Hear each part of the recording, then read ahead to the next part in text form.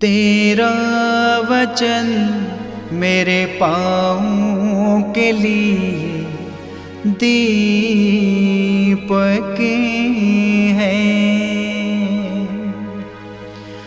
और मेरे मार्ग का उजियाला है।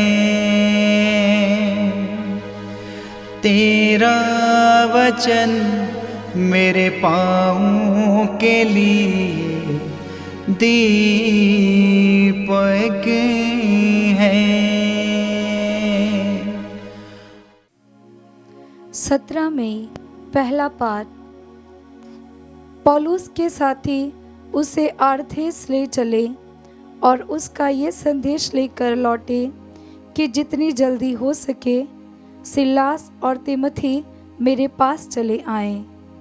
पौलुस परिषद के सामने खड़ा होकर ये कहने लगा, आर्थेस के सज्जनों, मैं ये देख रहा हूँ कि आप लोग देवताओं पर बहुत अधिक श्रद्धा रखते हैं। आपके मंदिरों का परिभ्रमण करते समय मुझे एक वेदी पर ये अभिलेख मिला, अज्ञात देवता को आप लोग अनजाने जिसकी पूजा करते हैं, मैं उसी के विषय में आपको बताने आया हूँ। जिस ईश्वर ने विश्व तथा उसमें जो कुछ है वह सब बनाया है और जो स्वर्ग और पृथ्वी का प्रभु है, वह हाथ से बनाए हुए मंदिरों में निवास नहीं करता। वह इसलिए मनुष्यों की पूजा स्वीकार नहीं करता कि उसे किसी वस्तु का अभाव है। वह तो सबों को जीवन, प्राण और सब कुछ प्रदान करता है। उसने एक ही मूल पुरुष से मानव जाति के सब राष्ट्रों की सृष्टि की और उन्हें सारी पृथ्वी पर बसाया। उसने उनके इतिहास के युग और उनके क्षेत्रों के सीमांत निर्धारित किए हैं। ये इसलिए हुआ कि मनुष्य ईश्वर का अनुसंधान करे और उसे खोजते हुए संभवतः उसे प्राप्त करें। यद्यपि वास्तव में वह हम में से किसी से भी दूर नहीं है।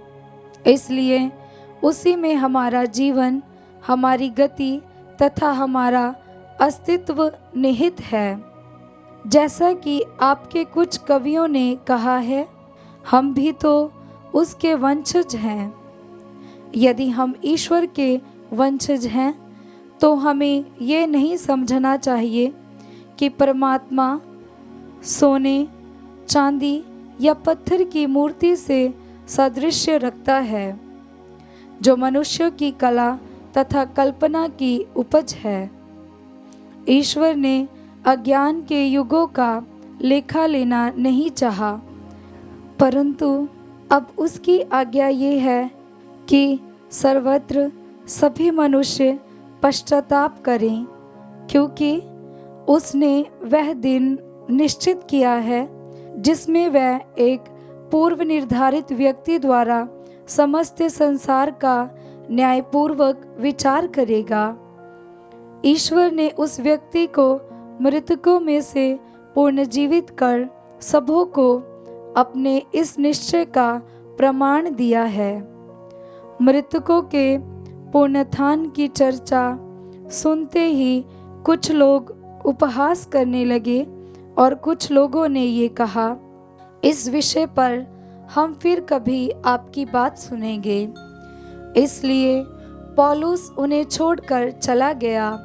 फिर भी कई व्यक्ति उसके साथ हो लिए और विश्वासी बन गए, जैसे परिषद का सदस्य दियोनुसियस, दमरिस नामक महिला और अन्य लोग भी। इसके बाद पौलुस अथेनेस छोड़कर कुरिन्थ आया। ये प्रभु की वाणी है। ईश्वर को धन्यवाद। भजन अनुवाक्य। तेरी महिमा स्वर्ग और पृथ्वी में व्याप्त है। तेरी महिमा स्वर्ग और पृथ्वी में व्याप्त हैं। स्वर्ग में प्रभु की स्तुति हो, उच्च लोक में प्रभु की स्तुति हो। प्रभु के दूत उसकी स्तुति करे, समस्त विश्वमंडल प्रभु की स्तुति करे। अनुवाक्य। तेरी महिमा स्वर्ग और पृथ्वी में व्याप्त है। पृथ्वी के क्षत्रप तथा सभी शासक, नवयुवक तथा नवयुवतियाँ, वृद्ध तथा बालक प्रभु की स्तुति करें। अनुवाक्य। तेरी महिमा स्वर्ग और पृथ्वी में व्याप्त है। वे सब के सब प्रभु की स्तुति करें, क्योंकि उसी का नाम महान है। उसके नाम का प्रताप आकाश और पृथ्वी के परे है। अनुवाक्य। तेरी महिमा स्वर्ग और पृथ्वी में व्याप्त है। वह अपनी प्रजा को बल प्रदान करता है। उसके सभी भक्त, इस्राएल की संतान तथा उसकी शरण में रहने वाली प्रजा, वे सब के सब उसकी स्तुति करते रहते हैं। अनुवाक्य। तेरी महिमा स्वर्ग और पृथ्वी में व्याप्त है। जय घोष, हालेलुया। अनुवाक्य। हालेलुया। मैं पिता से निवेदन करूंगा और वह तुम्हें एक दूसरा सहायक प्रदान करेगा, जो सदा तुम्हारे साथ रहेगा। अनुवाक्य। हालेलुया। पवित्र सुसमाचार संत यूहन्ना के अनुसार अध्याय 16 पद संख्या 12 से 15। यीशु ने अपने शिष्यों से ये कहा, मुझे तुम लोगों से और बहुत कुछ कहना है, परंतु अभी तुम वह नहीं सह सकते। जब वह सत्य का आत्मा आएगा तो वह तुम्हें पूर्ण सत्य तक ले जाएगा, क्योंकि वह अपनी ओर से नहीं कहेगा, बल्कि उसने जो सुना है वही कहेगा और तुम्हें आने वाली बातों के विषय में बताएगा। वह मुझे महिमान्वित करेगा, क्योंकि उसे मेरी ओर से जो मिला है वह तुम्हें वही बताएगा। जो कुछ पिता का है वह मेरा है, इसलिए मैंने कहा कि उसे मेरी ओर से जो मिला है वह तुम्हें वही बताएगा।